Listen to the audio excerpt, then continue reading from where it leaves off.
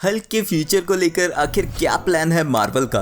The Marvels की release date होगी prepone. क्या है इसके पीछे का weird reason? Disney Plus show She Hulk के सीजन 2 की होगी प्लानिंग शुरू। And Captain America Brave New World में सरपेंट सोसाइटी का actual role leak. Plus bonus spoilers related है द मार्वल्स के रन टाइम लीक से, तो उसके लिए वीडियो अंत तक जरूर देखना। Hi super fans, I am Swapnil and welcome to another episode of Super Spoilers, जहां आपको मिलती है superhero movies and shows के स्पॉयलर्स की weekly updates. So without wasting any more time, let's begin this episode of Super spoilers.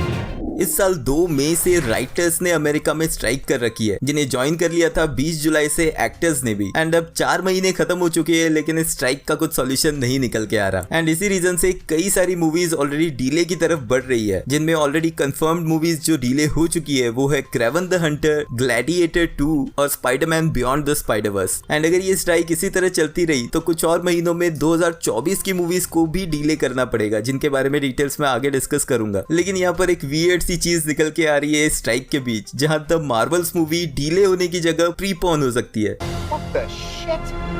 यानी कि 10 नवंबर को release होने की जगह इसे 3 नवंबर को रिलीज किया जा सकता है। अब इसका रीजन है ड्यून 2 का डिले होना। ड्यून का पार्ट 2 शेड्यूल था 3 नवंबर को रिलीज के लिए, लेकिन वार्नर ब्रदर्स ने इसे डिले करने का फैसला किया क्योंकि स्ट्राइक के बीच मूवी को प्रमोट करना ऑलमोस्ट इम्पॉसिबल हो चुका है। एंड इसी चीज का फायदा मिल सकता है द मार्वल्स को, क्योंकि ड्यून पार्ट 2 अगर थिएटर से निकल चुकी है तो यहाँ एक हफ्ते का एडवांटेज मिल सकता है द मार्वल्स को पहले रिलीज करने से, क्योंकि 3 नवंबर को सिर्फ एक ही और कॉम्पिटेटिव मूवी रिलीज हो रही है, जो है the Hunger Games the Ballad of Songbirds and Snakes. लेकिन मार्वल स्टूडियोज की तरफ से जो इंटरनल न्यूज आ रही है उससे यही लग रहा है कि डिज्नी का फिलहाल तो कैप्टन मार्वल के सीक्वल को ना ही प्रीपोन करने का प्लान है, ना ही पोस्टपोन। यानी कि ये अपनी शेड्यूल्ड रिलीज डेट 10 नवंबर को ही रिलीज होने वाली है। इनफैक्ट मूवी की प्रमोशन ऑलरेडी चल रही है, जिसमें कोई भी एक्टर्स पार्टिसिपेट नहीं कर रहे स्ट्राइक की वजह से। एंड अकेली मूवी की डायरेक्टर निया दा कोस्टा इसे प्रमोट कर रही है। द मार्वल्स के अलावा इस साल डीसी की last movie Aquaman and the lost kingdom भी अपनी ऑफिशियल रिलीज डेट पे स्टक है, जो 20 दिसंबर को रिलीज होगी। अब डीसी का तो समझ आता है, क्योंकि पास में उनकी बहुत सारी मूवीज रीशेड्यूल्स की वजह से काफी स्ट्रगल करती हुई दिखी है। लेकिन एमसीयू के पास ऑप्शन था कि द मार्वल्स को डिले किया जा सकता था ताकि प्रॉपर प्रमोशन के साथ इसे रिलीज किया जाए। बट हो सकता है कि मार्वल स्टूडियोज को इस मूवी पे इसलिए भरोसा है कि इसकी स्टोरी काफी स्ट्रॉन्ग है। बट मेरे हिसाब से अगर द मार्वल्स की रिलीज तक ये स्ट्राइक खत्म नहीं हुई तो मूवी की रेड कार्पेट पर भी हमें कॉस्प्लेयर्स ही दिखने वाले हैं। अब इस वीक के सबसे फनी रूमर्स में एक अपडेट शी हल्क के सीजन 2 से रिलेटेड भी है। अब इस रूमर के हिसाब से शी हल्क के सीजन 2 को लेके प्लानिंग चल रही है और इस पे काम भी शुरू होगा स्ट्राइक्स खत्म होने के बाद। अब एमसीयू हो या डीसी, किसी भी शो को या मूवी को मैं बुरा नहीं मानता, क्योंकि उसको बनाने में बहुत मेहनत लगती है। एंड जब तक शी हल्क के सीजन 2 में हमें वोंग फिर से देखने मिले और मेडिसन का भी एक केमियो फिर से हो जाए, 2 N's, 1 Y, but it's not where you think.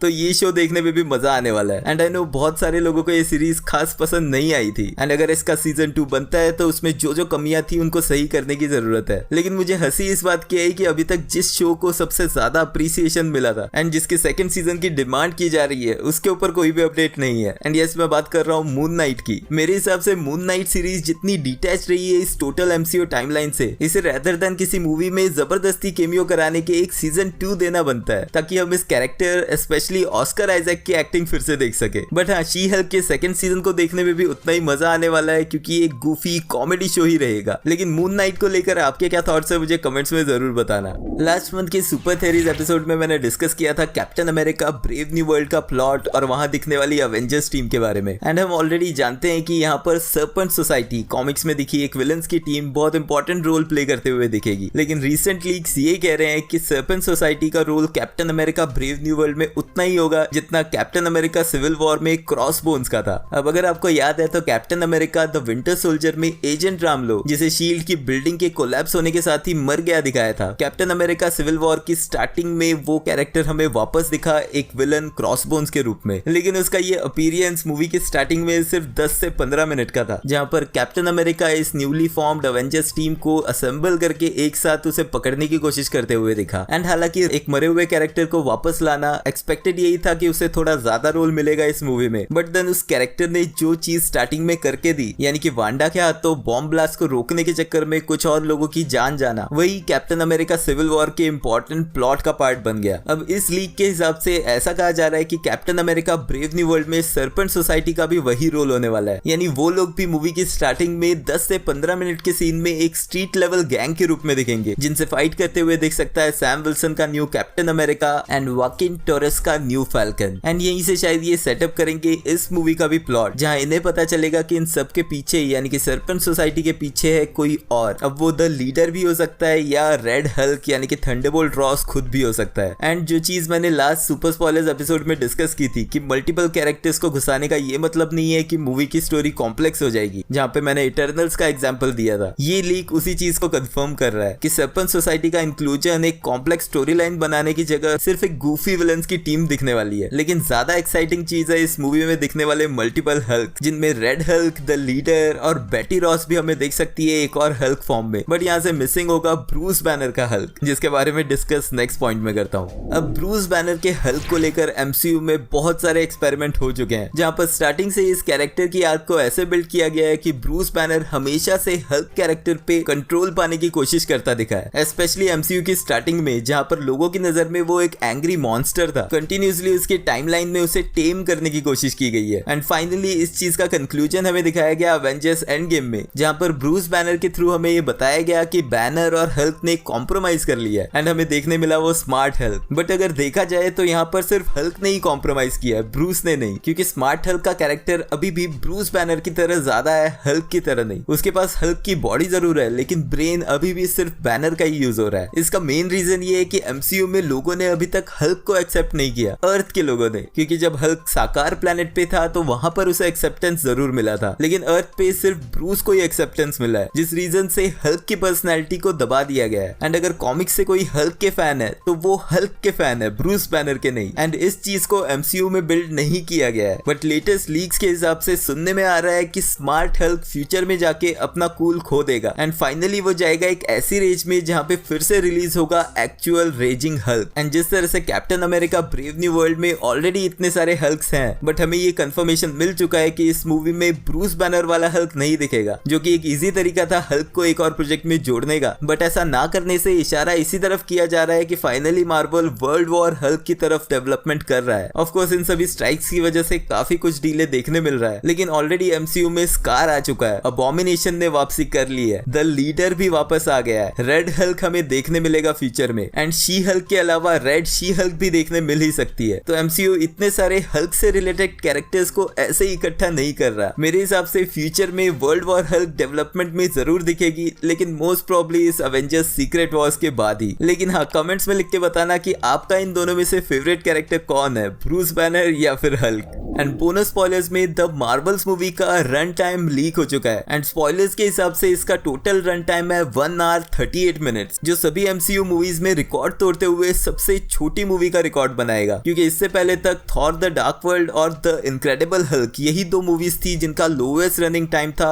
1 hour 52 minutes के साथ। बट ट्रेलर के हिसाब से जितना कुछ हमें इस मूवी में देखने मिल सकता है वो 1.5 घंटे में शायद ही कंप्लीट हो पाएगा। अब अगर द मार्वल्स का ट्रेलर ब्रेकडाउन आपने नहीं देखा है तो एंड स्क्रीन से ये वीडियो जरूर चेकआउट कर लेना। एंड अगर वीडियो एंड तक देख रहे हो तो लाइक भी कर देना, क्योंकि वो एकदम फ्री है। मिलते हैं नेक्स्ट वीडियो में।